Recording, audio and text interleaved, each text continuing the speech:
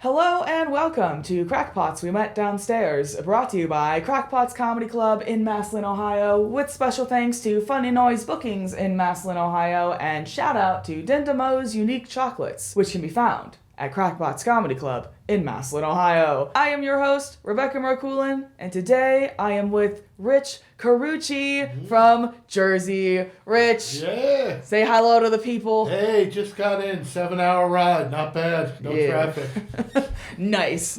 So you came in here, you just said you were 7-hour traffic. Traffic was great. You were downstairs in Krackpots. We yoinked you up, brought you up here for the interview. How we feeling? Describe the vibes. Feeling good. It's weird. I like coming to Ohio. It's like the New Jersey of 1988. That's pretty much what it is. And I was surprised that you still have green grass, leaves in the trees. We got snow everywhere, so it was cool. But yeah, I like Ohio. Got good diners, good comedy, good audiences. Awesome to be here. We had some snow a few days ago. It's been unusually warm the last couple of days. And now, since this episode is pre-recorded, I don't know when this is going to go live. It's going to be a few months later when there's like, there hasn't been snow for months. I'm like, this is a pre-recorded episode, you guys. That's true. We're building the backlog. So here at Krackpots We Met Downstairs, we know a lot of interviews kind of ask the same questions over and over again, and that can get boring. So I'm going to see if I can ask you a question you've never been asked before. Okay. See if I can do it. If you could pick two extinct animals to battle royale, fight for their right to come back from extinction, which two would you pick and why? I would pick the saber-toothed tiger. He seems pretty vicious. I like to see him out there chasing people. That's always fun. And maybe Cro-Magnon. Is he extinct? Or not Crow? Neanderthal man, because we could use him for the Jets. Yeah, like as the mascot? No, he could play. Oh, he can play. Okay. We'll put him on the line. We need some help. That's funny. Who do you think would win in that fight? Who do you think would earn their right to come back? I think definitely the saber-toothed tiger come back and chomp some people up. They're pretty vicious. Look cool. I'm a cat person, so that'd be nice. Do you own any cats? I have an outdoor cat, Hannibal Lecter. I love that. How'd you get Hannibal? He just showed up and he runs the neighborhood. I live in cul-de-sac and I seen him around, so I started feeding him. He's rough looking. He's definitely a street cat, but he comes over. You won't let me near him. I've been feeding him for over a year. I just put his food out and he comes and eats it and goes away and does his own thing. But I see him, he's like whoring out to other houses. I see other people feeding him and I'm like, this guy, look at him. Got like 5 people feeding him. Hey, that's an endless food supply, I guess. I was going to buy him a house to stay in, but he would never go for that. He's terrified of people. We used to have some cats. I don't know if they were street cats or just outdoor cats, but they were around the apartment complex I used to live in. They wouldn't let anybody get too close to them. They'd scatter. Yeah. So I don't know if they were like outdoor cats or if they were strays that were born on the street or were they like abandoned by people who like moved out of the apartment building. I wouldn't know. But yeah. I keep cans of food in my car if I see any cats when I'm out that look hungry or big house, slide them a can. Aww. I'm a big pet person. I started feeding cats by where my wife lives also, by her house. Yes, I have an orange one, and I have one that looks like my cat too, the cow cat. So feeding them. Everybody's getting dry food during the winter. Yeah. Yes, it heats up. But see, I like to have outdoor stuff. Nobody gets to live inside. My wife, the cats, nobody. I need my own place. Everybody. How did that come about? Did you buy the house when you were single and then got married? Like, yeah, I'm gonna keep this house and no, actually, I was married. We're married almost 20 years, but my kid's mom passed away. So I took the kids full time. No one got along, so I moved in actually with the stepdad with the kids and lived in the house with him and with the kids, and then he wound up passing away after a while. About a year or two, he passed away. And then my daughter moved. My son was with me for a while. That was rough because I'd go on the road, I'd come back, there'd be strippers living at the house and all kinds of crazy stuff going on. And like, is somebody living here? Because I hear somebody's like, no one's here. And there's like a girl hiding in his room and come out and I'm in the middle and I go, I hear somebody in the I'm thinking it's haunted. I'm like, I hear somebody here, and winds up there's some. Then she'd leave, and somebody else would come, and we get evicted from the place because he's having parties. So it was rough. But finally, he grew up and moved out, and now I'm on my own, and I am not giving that up.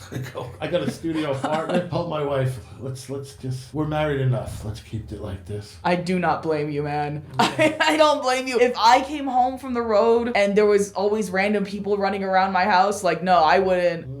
Yeah, I don't blame you at all. Yeah. Studio sounds like the best option. And I don't have anywhere, because I usually have comics that would crash by me. Because after that, I moved into a house with a couple of roommates. Mm-hmm. I had younger roommate guys, and then I would have somebody in town, they'd crash on my couch. And then they were going to move another they're great kids. Young kids, nope, they don't party. Dungeons and Dragons, that was their thing. They'd have like nice. a couple of day tournaments at the house. Their friends there. I'd have booze in the fridge. Nobody wanted any booze. No one drank. No one smoked. One guy smoked cigarettes, but I mean, they were great kids. It's just they were going to move somebody else in. And then it was going to be, it was a 3-bedroom house. They were going to move somebody in the living room. And I go, too many young kids here. Time for me to go. So I got the studio. It's so funny. I had lived there for 2 years. And one time I had to get a music stand because we were going to shoot a video. And I go to her, hey, can I borrow your music stand? And she's like, yeah. I go, could you bring it to me? And she goes, yeah. Where do you live? What's your address? Because I lived far away. And she said, where do you live anyway? And I go, you know what? I'll come pick it up. I picked it up, but now I live closer to her, so I'm like 5 minutes away, but I used to be about 20 minutes away. It was great. I lived on the river,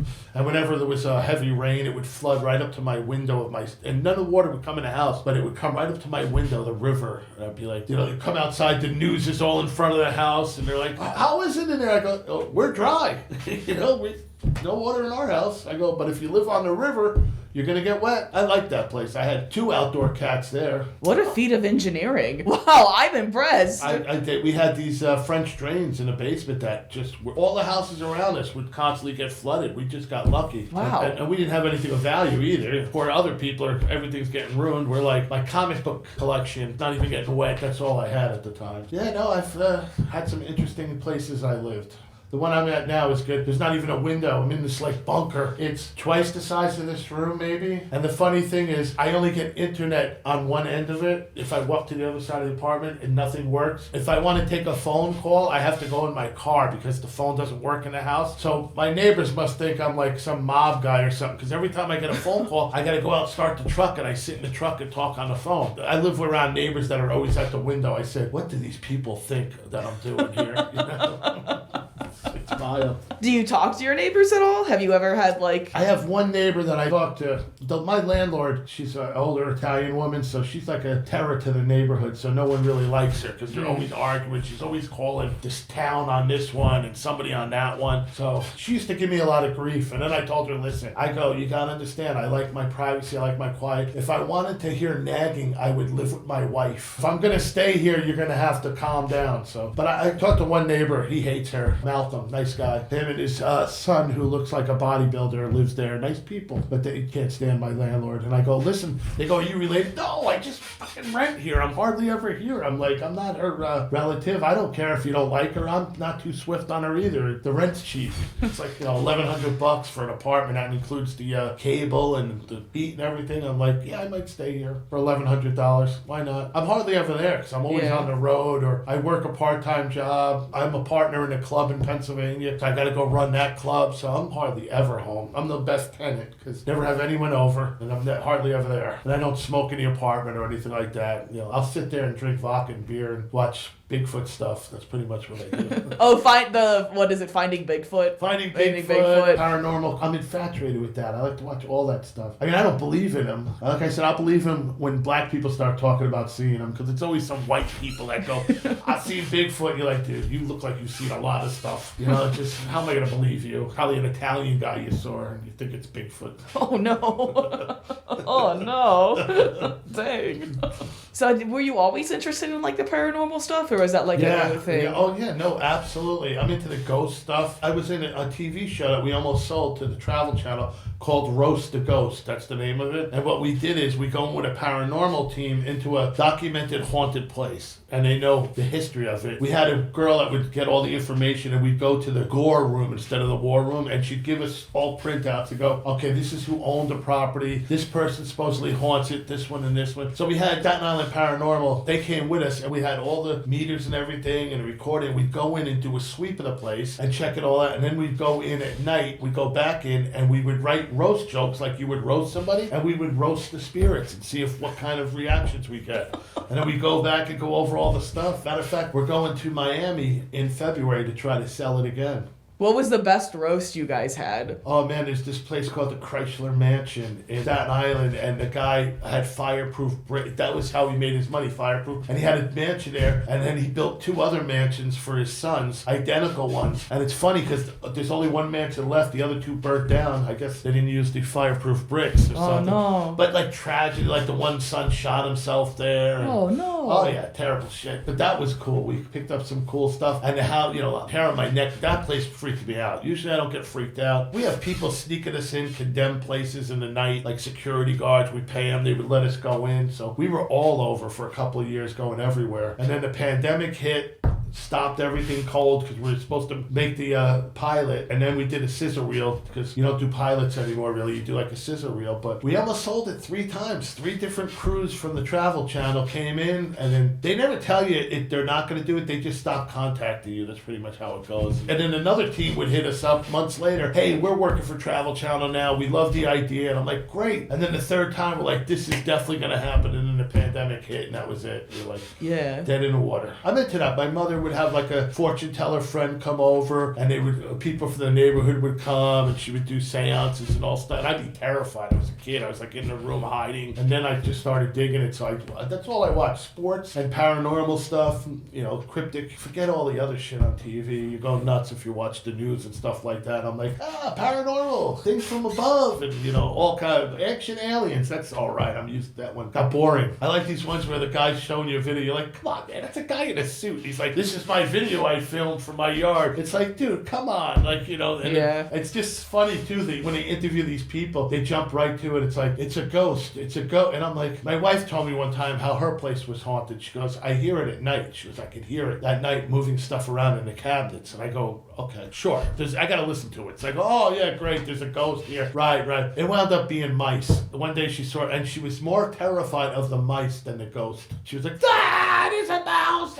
She would call me on the phone screaming one morning, and I was out all night partying, and I'm like, oh, get on the phone. And I'm driving to her house flying, and she's screaming on the phone. I'm thinking somebody's in the house trying to kill her. Yeah. The police station's next door, so I got her on hold. I'm trying to call the cops. I come running in. She's like, pointing to the garbage. There's a mouse in the garbage. I go, really? I grabbed it with my hand and flung it out the window, and she's like, you touched it. She's like, and I'm like, this is what you woke me up for? I thought you were getting killed here. I'm like, I got home at 4 a.m. It's freaking 7 o'clock now. I don't know. Mice can be very destructive if left unchecked. We were catching them then because I go, no, we don't have to hurt them. So I would catch them with the glue traps, and then I would bring them to my brother, and he would get them off the glue traps and let them go in the field by him. There's like oil or something you can put on, like cooking oil or something. But yeah, she lost her shit with the mice. She's like, God. The ghost was okay? You were all right with the ghost? But the mice is the problem? A lot of people just are, at least from the people that I've met, their belief is as long as you don't mess with the ghost, and the ghost isn't going to mess with you, like they're just hanging out, and as long as you acknowledge that and you're not like, ghosting them? Yeah. Well, maybe even ghosting the ghost is fine. Like, I don't think the ghost really cares as long as they're just, they do their thing. And yeah, we tell them beforehand. We go, listen, we're going to come in. And one guy tells to my partner, he comes in, we're going to roast you. We want to have fun with you. We're not making fun of you. But we used to live next to a cemetery, and my wife would tell me she would see a little kid's ghost all the time sitting at the edge of the bed. Oh. Oh, that's sad. Yes, that's why she won't live by cemeteries anymore, because I had a house, and she goes, I'm not moving in that house. She goes, if you live there, I'm not coming to visit you. And I go, okay. Was it on her bed, or was it like a vision, or did she have like a dream of it? It was the bed, her bed. And the cemetery is right across the street. Matter of fact, I lived in that neighborhood. I got relatives in that cemetery. It's weird because there's the cemetery, then there's a house, and then there's a White Castle. So she said she would wake up in the morning some mornings or come home, and she would see the ghost sitting there. And yeah, no, she seemed all right with it. I mean, as long as it's not a mouse, I guess, we're all right.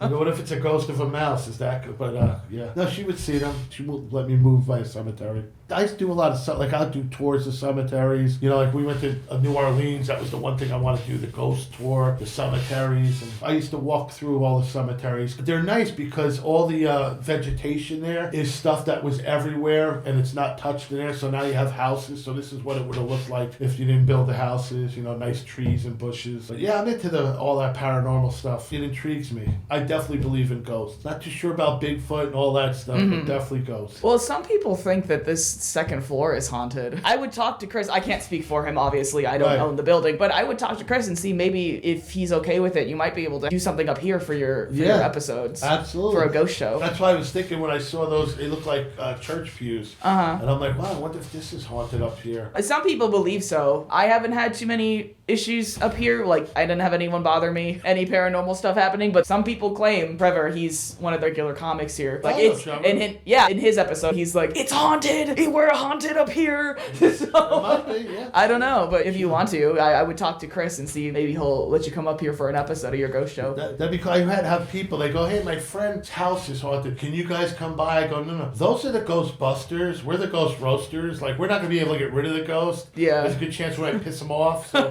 I don't think that's a good idea. We go in, we do our stuff, and then we dip. Right. I go, you want the Ghostbusters. They're like the, somebody like that who's going to come in and get rid of them. There's people that do that. We're going to come in and mess with them and then leave, and you got to clean up the mess, so.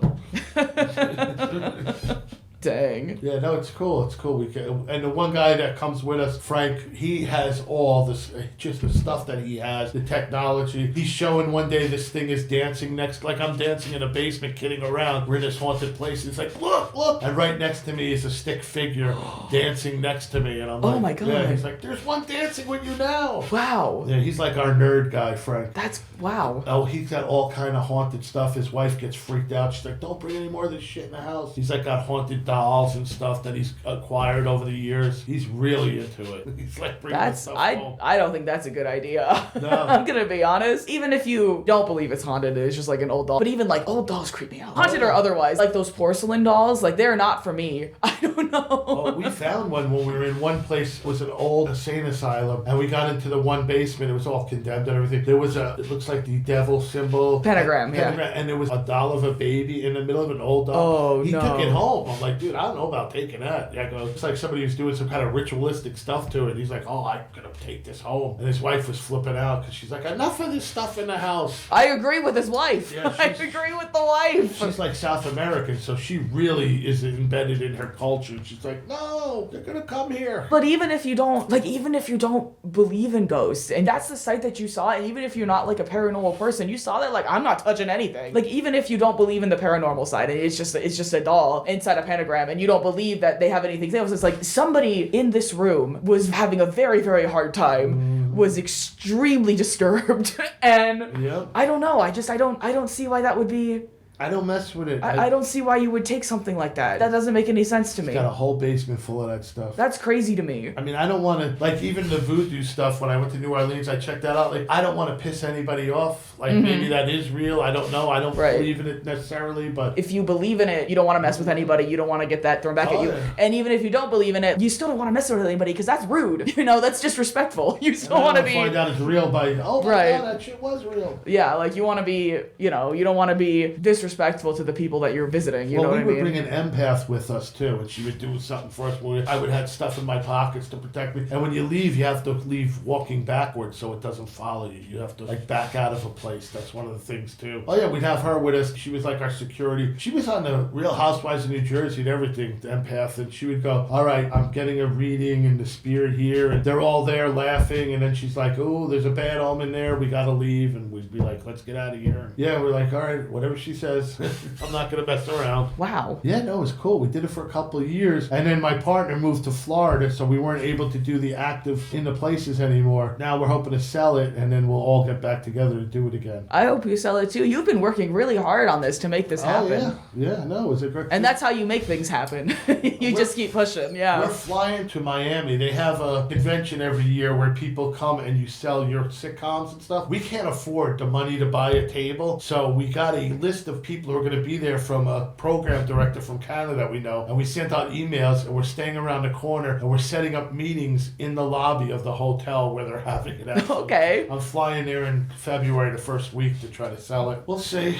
I could use it, believe me. I don't have to work a regular job anymore. I work part-time, like 2 days a week. I used to work as a 911 operator for 26 years. That was rough. That was weird hours. I did comedy the whole time, too, but it was hard. What were your hours look like? It would change all the time. Sometimes you'd come in at 6, work till 6. You never had a set schedule, so you never got used 2 days on, 1 day off, 2 nights on. The nights would be 6 till 6 in the morning. Oh, wow. And then 3 days off, so you're constantly day, night, day. Then I had sleep apnea, which made it even worse. Oh, no. Oh, yeah. Did that, and they're like, guess who's retiring? I'm like, who? They're like, you. And I go, what do you mean? They're like, yeah, you gotta go. They're like, the sleep apnea problems. And I was on top pay, too. They were hiring younger people, so I had the 26 years, and they're like, you're out of here. So I left there, and then I worked a couple of odd jobs since then. I still get a pension from there, but it's not enough with kids and ex-wives and stuff. Mm-hmm. So, I do what I got to do a couple of days a week, but every day I do comedy is a day I don't have to do another job. So, like, I did a party 2 days ago for a women's group, 70 to 80-year-old women, like 50 of them,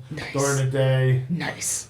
Stuff like I do assisted living facilities, private parties. Did a private party a couple weeks ago, the biggest house I ever been in. I'm like, your house is actually bigger than the church that's around the block. Loaded. And they were such nice people. Just kept handing me money. And I'm like, no, this is enough money. You don't have to do that. $1,000 already. And all the drinks I wanted. I'm okay. Anything I do, which I don't have to work a regular job, is a good day. You're not the first comedian that talked about when they're traveling and going to different places of like getting free stuff. When I go to Pennsylvania, they'll give me moonshine. I do a lot of fundraisers for fire departments and stuff because I worked in one. Some of the people will make me gifts and stuff when I go back. It's nice. I'm like, oh wow. It's like he made it on his machine. It's like a really fancy bottle opener with a leather holder and stuff. Here's some moonshine, that tastes like apple pie. I go, oh yeah, this is dangerous. Because I took it, I was like, and he's like, no, don't drink too much. I go, it's smooth. He goes, no, it'll kill you. He's like, just a little bit. Moonshine is very, very strong stuff from what I've heard. Oh yeah? It's intense. That's why it was weird. I go, wait, this is Pennsylvania. Weed's not legal? I go, the land of meth and moonshine, weed's not legal? And they're like, no, weed's not legal here. I'm like, okay. I smell it all over the place. So like, whatever's going on in this hotel, they're smoking here. I stay busy too. I work a lot of comedy. And then, during the day, I feel like I should be doing something. So my friend owns a pizza place. I'll go work a couple days there, pick up other work, just do whatever I got to do. I don't have to do anything after June. I'll be fine after June. I just can't sit home. It drives me crazy. If I don't have money and I'm just sitting home, I go, nah, you got to get out there and hustle some money. I've always worked like 2 jobs. Even when I was doing comedy, I was working a firehouse, working construction, and still doing comedy. Wow. What was that like for work-life balance? How'd you manage that? There were 2 days a week that I didn't sleep because I had to work the night shift at work and then go right to the construction job. So it was like a 48-hour period where I really didn't sleep much. I'd take a quick nap or something, but I was always tired. When I was in the military, I never slept either, so I'm pretty good without sleep. As long as I'm not hammered or anything, I'm pretty good. My wife, on the other hand, needs like 10 to 12 hours sleep a night. I go, a night? You need that much sleep? Like, I don't sleep that much in a week. Like last night I went to bed at 1. I got to move my car to the driveway because my landlord's a freaking crossing guard and we can't park in the street. So 6 o'clock I moved the car, so I got like 5 hours sleep, and it was unconscious alcohol sleep. So I was like, wake up and go, did I sleep? I feel like I didn't sleep. And I got the CPAP machine on. You're like, oh God, is this even worth it anymore? Oh wow. Oh no. Oh no. Oh yeah, I gotta bring it with me. It's in the hotel now waiting for me like an unwanted guest. If I don't put it on, I wake up all night. Plus, if I was in the room next to me, you would hear me snoring. That's how loud I am. I've made comics angry because I forgot it or I didn't have it. They're like, dude, what the fuck? I've never heard anything like that. I'm like, I wake myself up sometimes. Like, what was that? I'm like, oh shit, it's me. That happens sometimes, though. That's weird. That's crazy. I only snore if I sleep on my back. So then somebody has to, like, wake me up. Being like, Rebecca, you need to roll over. You're snoring. You sleep on your side. And then I just like, oh, and then I'd roll over. Oh, yeah, I get the elbow. Once in a while, I'll stay by my wife. Very rarely. I'll get the elbow in the chest. Like, if the machine, sometimes it'll make noise because the master. But I stayed there for 2 days, and I was going to stay a third day. I slept there 2 nights because I was away for a while. And then during the middle of the night, I rolled over, and she was asleep, and I heard her go, oh, Jesus Christ. So I knew the next morning. I just packed up my stuff. She's like, what's the matter? I go, don't worry. I've been here long enough. Oh, jeez. 2 houses are coming in handy. Yeah. Like a separate. Absolutely. Yeah. When we go on vacation, though, she won't let me get a separate room. She's like, oh, hell no. We're getting one hotel room. Yeah. I was like, okay. Remember that when you start yelling about me being loud. I heard her snoring the other night, though. I go, oh my God, she's snoring. It must be contagious. Snoring at night loud makes people angry. I mean, violently angry. They'll come banging on the door, shut that! I'm like, oh God. I thought of duct tape to try to duct tape my mouth. But then my wife's like, you idiot, you'll die. I'm like, yeah. Will I? I've never done mouth taping. You'd have to Google that, but that's kind of... I was like, I got masking tape in the car. Maybe I can put it over my mouth so I can only breathe out of my nose. I would make that noise. Jeez. I'm sorry. I'm not happy I snore. We had to share hotel rooms one time. Don Jameson goes, I'll sleep with Carucci. The next day he goes, I want you to know I'll never share a hotel room with anyone ever again. My partner at the club, too, we used to have to share a room once in a while because we would both have to go there to run the club. And then 2 years ago, New Year's, he goes, never. And I know when we go there, he always drives back home. And I get the room to myself. And I laugh. I go, yeah, did him in. You're a fantastic guest. I want you to know that. Thank you. This is an awesome interview. Oh, I do have to ask. We got a little sidetracked, but I do have to ask. Did anybody ask you about that extinction question before? No. Yes! I Never. did it. Yes. I met my goal. Yeah, no. Heck yeah. It's funny, my wife asked me the other day, if you had to come back as an animal, what animal would you come back as? I go, a hawk. And I go, how about you? She goes, a kangaroo. I go, who the hell comes back as a kangaroo? Why not? They got the big legs, the pouch. Yeah, they got the pouch. They hop around. And it's funny because she was a bodybuilder. So I go, well, you're kind of built. I go, but I'll be flying above you, pooping on your head. I want you to know that. Why would you not be an animal that can fly if you can come back? I mean, who wouldn't want to fly? She's like, I want to hop around. Nobody wants to be a kangaroo. Your wife wants to be a kangaroo. Does. She's the one who wants to be a kangaroo. She breaks my chops. I remember for Christmas, I go, what do you want this one year? She goes, I want an authentic Australian boomerang. I go, what? Why would you want that? For home protection. What are you talking? So, okay. She didn't know I had a friend that lived in Australia. So I called him up and said, hey, can you send me a book? And he sent it. He sent the boomerang. So I go, here you go. Not authentic. The hell it's not. It came from Australia. I go, my buddy Paul sent it to me. And she has it hanging on her wall. I go, how are you going to throw a boomerang in an apartment? Like, she has an upstairs of a house. Like, yeah. Whatever. They just do this shit to get out on your skin. Who's they? Women. Your wife? You're going to say that to me? Well, my Rich, wife. I thought we were friends. No. I thought we were building a rapport. Well, once you marry them, they come up with ways to mess with you. She's like an authentic Australian boomerang. It's like, what? What, did you watch the History Channel? She wants to be a kangaroo, Rich. There you go. She wants to be reincarnated as a giant hopping marsupial. Well, if she does, I'm throwing a boomerang at That's her. why she wants the boomerang. I'll throw it at her. Yeah, no, she's strong, too. It's funny. Whenever we go places, she carries everything. We had to get cases of water. She's carrying them. We're going to the beach. She's carrying everything. She's built. I'm like, hey, God, feel free. There you go. Yeah, I don't have muscles. You do. But you can't open anything. She's like, I can't open this. I'm like, with the muscles you have, you can't open it. Well, grip strength is different then. Yeah, but she is strong, man.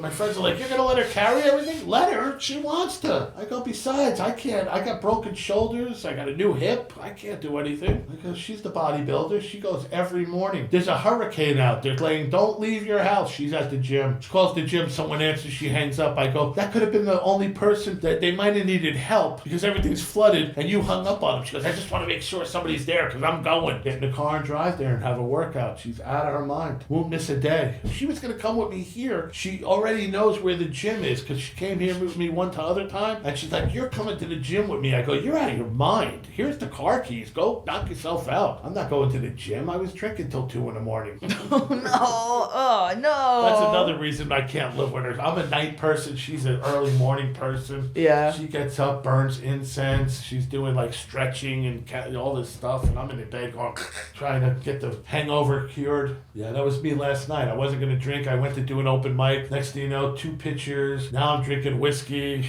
Oh, no. I'm like, I go home. I'm sipping vodka, eating Chinese food. I'm like, maybe I should go to bed. I got to get up early. It's not like that anymore. Nowadays, the new comics, they vape and take Adderall in the city. That's where everybody's on Adderall. I haven't seen too much Adderall uses, but there are a lot of vapes. Oh, yeah, I in can. the city, everybody's on Adderall. I can confirm the vapes. They had an Adderall shortage and everybody was losing their shit. And I'm not an Adderall person. I need stuff to calm me down. I do take it when we go on vacation. We go to New Orleans because I want to party all the time. And my wife will have them on her and I yell like a medic, Adderall! And she'll like give me one and I eat it. And, keeps me going. But I wouldn't recommend it for everyday use. Unless it's prescribed to you by a doctor, which is the It only... was for her. And she just did it to get the stuff. You can get a doctor to prescribe you pretty much anything if you're a good bull crapper. She wasn't. She's like, I have friends that get prescriptions too, and they have to start taking the stuff like a few days before they go back to the doctor so they can get it re-prescribed. And I'm like, why are you stockpiling this shit? You never know. I go, okay,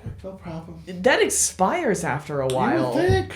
No, it actually, like, medication expires. They have expiration dates. And I don't understand. So, okay, you're going to the doctor, getting a prescription for something, whatever it is, whatever drug it is. Right. You bring it home, you're not taking it until you need to go back so you can get it refilled? Yeah, and then you're just stockpiling Well, it. why? I don't know. That doesn't make any sense to me. I guess some of the people I know were going to sell it, and then they trade it for other stuff, but I don't know. I'm old school. I like the booze. I don't even like to smoke that much anymore because of my lungs. But, yeah, I'm just a booze guy. I like all the booze, except Southern Comfort. I threw that up once and can never drink that again. But everything else, pretty good. I mean, I remember going to Wawa. I was going to the firehouse. I went to Wawa at like 5 in the morning and got like fajitas or some retarded stuff, and I was all drunk, and I'm sober enough to go to work, and I threw up, and I could never eat Wawa again, but I was drinking the next night.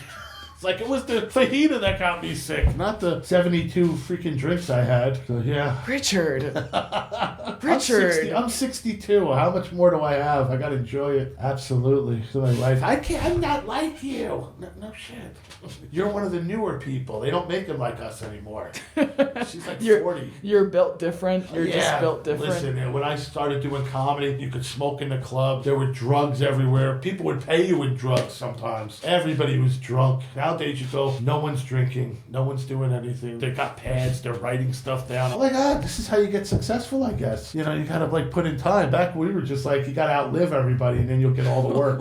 Jeez. Wow. Yeah. That's super cutthroat. And then when somebody died, everyone would check their schedule to see, hey, maybe I can do that date. Oh, it's a brutal business. That upsets me deeply. I find that deeply upsetting. I know they do it. People do it. We just had 2 comics pass away, and I know, sure as shit, people are looking at their schedule. Or if you run a room, that's another thing. If you were running a room or a club and you pass away, they immediately start calling that place. Hey, who's going to run the room? They're like, he just died 2 days ago. And they're like, yeah, well, comedy's got to go on. Oh, yeah. Comics are brutal. That's deeply upsetting. Oh, and I know, too, once you have a place, everyone's trying to book it. They're like, hey, we already use a comedian. I could do it for cheaper, or this and that. It is terrible. I know it because I produce a lot of shows, and there's constantly people calling the places that I book, trying to get in. One of them did. I was booking something, and now he's booking it, too. And I told the owner of the venue, I go, kind of weird for, like, I book 1 month, he books the other. I go, usually when I work with somebody, I'm, like, exclusively the booker, because otherwise I can't control what he does on his shows, and then people think that's my show, and so it's a terrible business.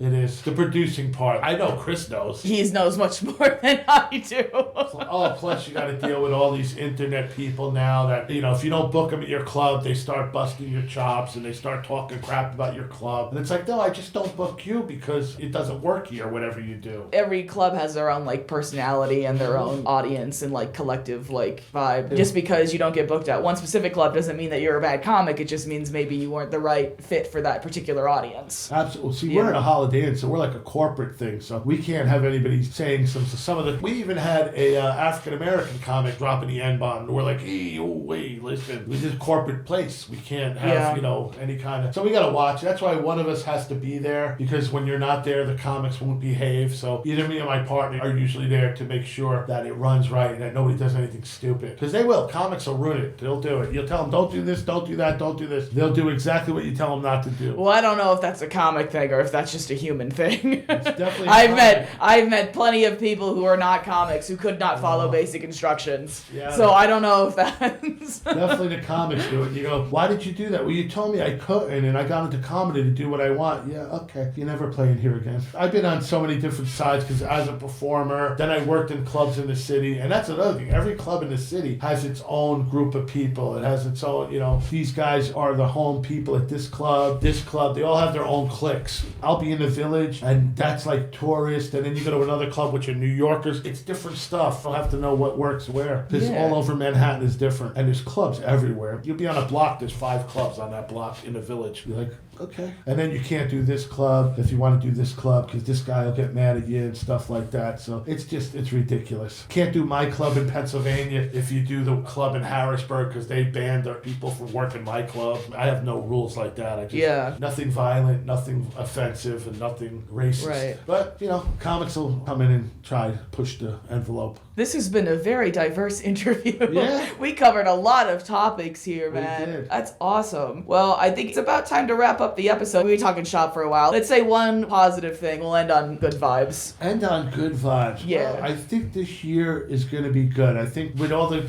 comedy fans out there, clubs are starting to get good audiences again because it was a little challenging the last couple of years, especially after the pandemic, and people don't buy in advance like they used to, but we're starting to get nice sized audiences again. A lot of places I go have been sold out, so I'm looking forward to a good 2026. Awesome. Thank you so much. Awesome. Thank you, man. I'm going to shake your hand. All right, yeah, of course. You can't see it because it's just audio, but we're shaking hands. We're shaking hands. Are you doing the show tonight? Or? Yeah, I'm going to go up tonight. Awesome. And then you're going to go up tonight. This is a pre-recorded episode, so Rich's show will be over by the time this episode airs. Yes. However, don't let that stop you from coming to Krackpots Comedy Club for a live show. You can check out our website at crackpotscomedy.com. Take a look at the schedule, see what strikes your fancy. If you come to a Friday or Saturday show, tell them Rebecca sent you and get $5 off your check. While you're here, check out Dindamo's Unique Chocolates. She's got her own kiosk. Right at the booth. I said kiosk right at the booth. That doesn't make any sense. There's a kiosk at the front of the club. Right. You will find it. Take a look. You can also order Pigs in Mud, which is a specialty item from Dindamo's Unique Chocolates that can only be sold here at Krackpots. It's a little brownie, and it's shaped like a piggy, and it's coated in chocolate, and it's covered in chocolate syrup. It's so good, you guys. Check it out. We are recording this podcast in an old radio station. We have one room dedicated to the podcast, but we have other places that are not being used right now. So if you are looking for a location for like a short film, or you want to record a podcast of your own, you can reach out to Funny Noises Productions at fnpbookings@gmail.com, and you can get more information on that. Rich, what do you want to plug? Plug what you want to plug. I'm going to get some of that chocolate, and I have diabetes. That's how good that chocolate is. But,